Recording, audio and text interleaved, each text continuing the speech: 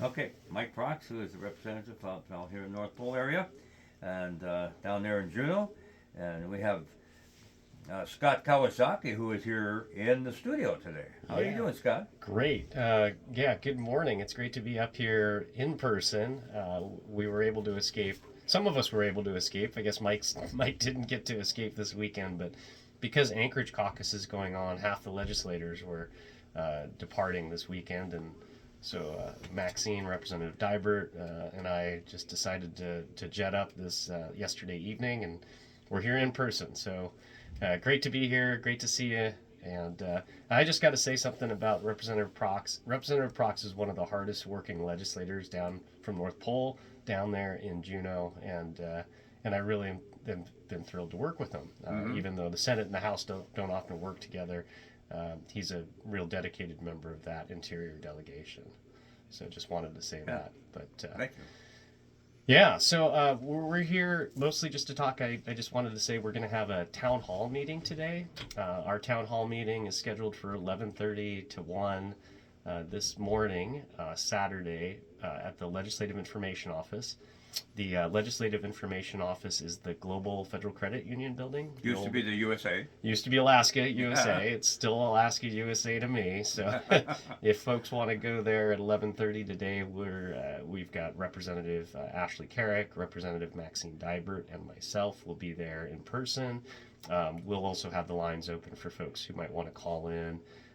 But we would love to see you and chat about things going on in Juneau. Uh-huh. Mike, Representative Prox did mention some of the major things coming up this next week. The budget over the next 2 weeks in the House will be deliberated and discussed. There's going to be some public testimony, so folks should be calling in, writing to their legislator about the most important things they'd like to see in this year's budget. And Representative Prox said it's the one thing that we have to do as a legislature. That's what you're there for. Yeah, that's what we're there for. We can pass bills or we cannot pass bills, but what we must do is pass a budget. Mm-hmm. And so we got the budget from the governor. We've gotten amendments from the governor. The Senate is looking at the version of the budget that we like. The House is looking at the version that they like. At some point in time, we'll get together in May and collaborate with the House and the Senate, and we will come up with a budget that hopefully meets the needs of the citizens of Alaska. Right. And includes the PFD, includes education, includes energy assistance, it includes all of those types of things that folks have been asking for. Right. Getting into the educational part. Yes. The funding of education, state funding of education. What's your stance on that? Well, so education, we were collaborating at the very beginning of session. We introduced a bill in the Senate that had passed last year. It was stuck up in the chamber in the House, but we finally got it to floor votes. It overwhelmingly passed the House and overwhelmingly passed the Senate. I think there were only a couple votes on both sides of the bodies that rejected it. So a 56-3 vote, I think, was what the total was. That is in the governor's desk. The governor has now just 7 days left in order to veto the bill, let the bill go into law without a signature, or sign the bill and affirm what the legislature had done. There's some good things in the bill, I think, that are important, and I think you've seen the overwhelming support by the number of votes it got.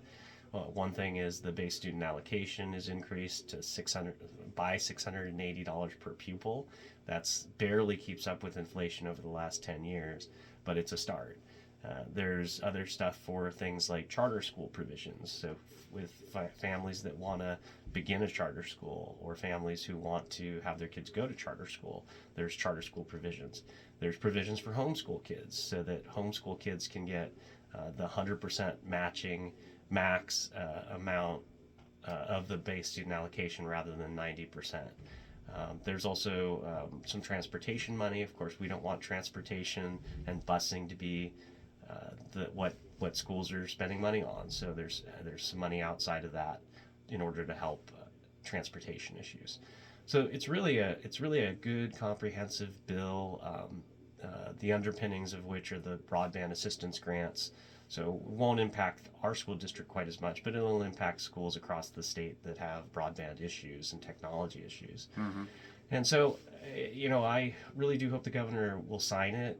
He'll look at the number of votes that had it garnered and say, this is something that the legislature would really support. We hope that we will basically have that off the table so that education can be off the table. We can finally get that done, say we did it, and move on to other things, because the cost of energy is high.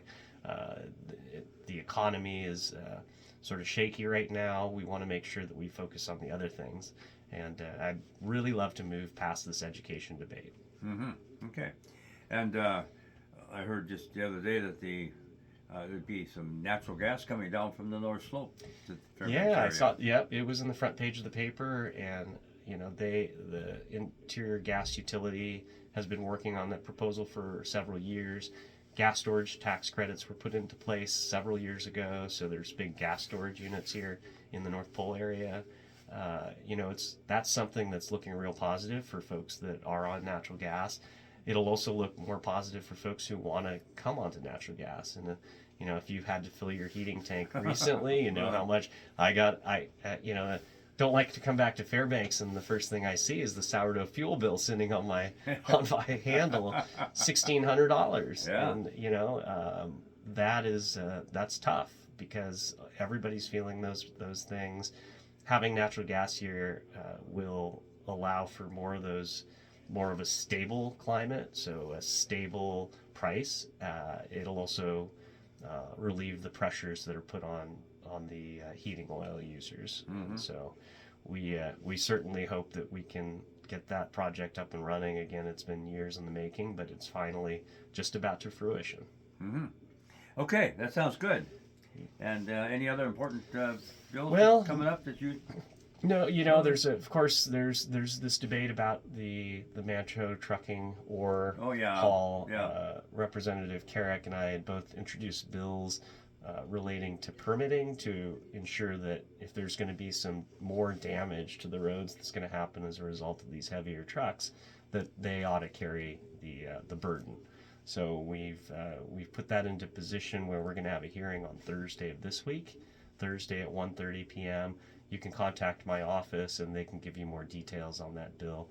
We want to make sure that the cost causer, the trucks that are making the most damage, are going to be the ones that are helping to pay for the maintenance.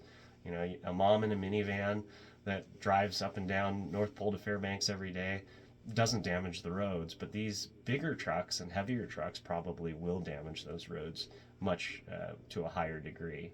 And so we wanted to set up a permitting system, essentially, to make sure that those heavier trucks are paying a fair share of the maintenance costs.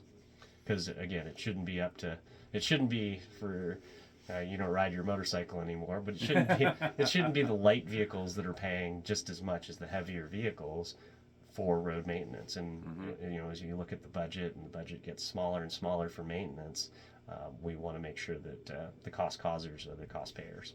All right. Well, it might be just me, but since those trucks have been driving back and forth, I've seen more trucks with double trailers on, more gas trucks and so forth that are on the roads than I had seen before in a long time. Yeah, that has positives and negatives. Of course, we want to make sure that, especially these new drivers that come out here, these truck drivers that work here at Black Gold Express are great drivers. They're trained. They learn the roads. They go through continuing training, and they know how to drive. The worry is, though, that the folks that don't know how to drive, the 21-year-old that's an E1 out of somewhere south that doesn't have snow, decides to drive out and drive in front of a big truck like that just won't be able to stop in time. So we want to really, we worry about that as far as safety goes. Okay. Well, good having you here. Great. Anytime you come to Fairbanks, come on out. We'll make the drive up here. Sure. Thank you very much. And just also wanted to let folks know, if they do have any questions, to call me. My office number is 456-7423. That number again is 456-7423. You can also look online at scottforalaska.com, where I'll put updates for folks if they want to reach me at any time. And don't forget, at 11 o'clock. 11:30. 11:30. 11 o'clock we'll be there, but 11:30 we're going to start. Start at the Public Affairs Building, and that's over on the By Home Depot. By Home Depot, right across from Home Depot. Right across from Home Depot. Yeah. All right. Third floor. Third floor. Yeah. Indeed. Right. All right. Good Thank seeing you, you. Scott. Yeah. Take care. Appreciate you being here, and.